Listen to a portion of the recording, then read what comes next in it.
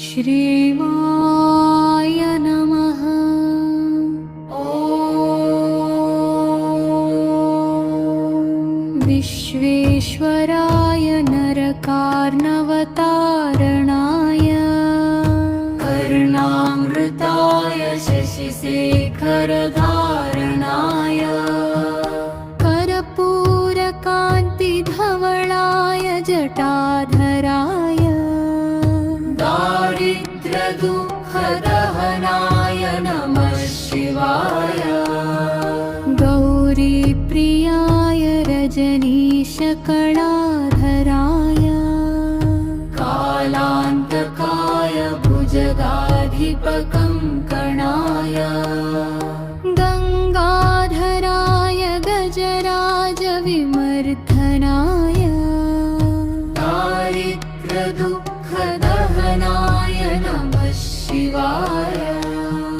भक्तप्रियाय भवरोगभयापहाय उग्राय दुःखभवसागरतारणाय ज्योतिर्मयाय गुणनामसुनृत्यकाय दारिद्र्यदुःखदहनाय नमः शिवाय।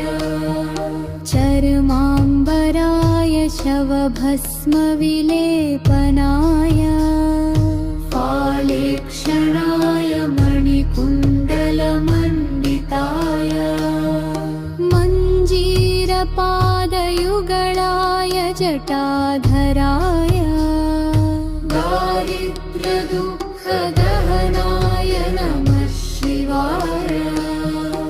पञ्चाननाय फणिराज विभूषणाय हेमाङ्कुशाय भुवनत्रय मण्डिताय आनन्दभूमिवरदाय तमोपयाय दारिद्र्यदुःखदहनाय नमः शिवाय।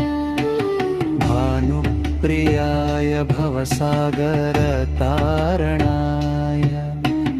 कालान्तकाय कमलासनपूजिताय नेत्रत्रयाय शुभलक्षणलक्षिताय दारिद्र्यदुःखदहनाय नमः शिवाय।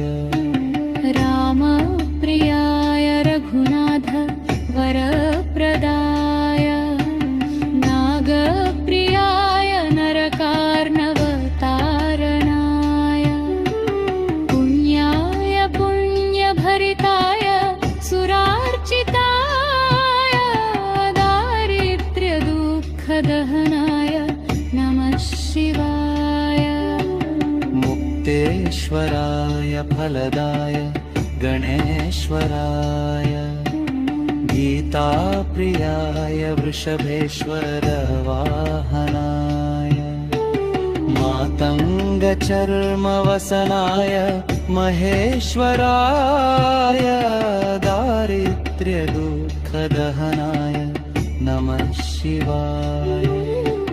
वसिष्ठेन कृतं स्तोत्रं सर्वरोगनिवारणं सर्वसम्पत्करं शीघ्रं पुत्रपौत्रादिवर्धनम् शुभदं कामदं हृद्यं गदग्रान् तदर्थदम् त्रिसन्ध्यं यः पतेन्नित्यं स हि स्वर्गमवाप्नुयात्।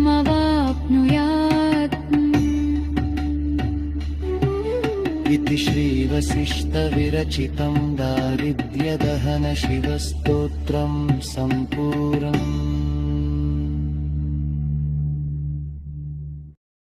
Thanks for watching. వీడియో నచ్చితే లైక్ చేసి షేర్ చేసి కామెంట్ చేయండి. ఛానల్ని సబ్స్క్రైబ్ చేసుకోండి. మరిన్ని అప్డేట్స్ కోసం బెల్ ఐకాన్ ట్యాప్ చేయండి. ఛానల్ని సపోర్ట్ చేయండి. Thank you so much. By by. Have a good day.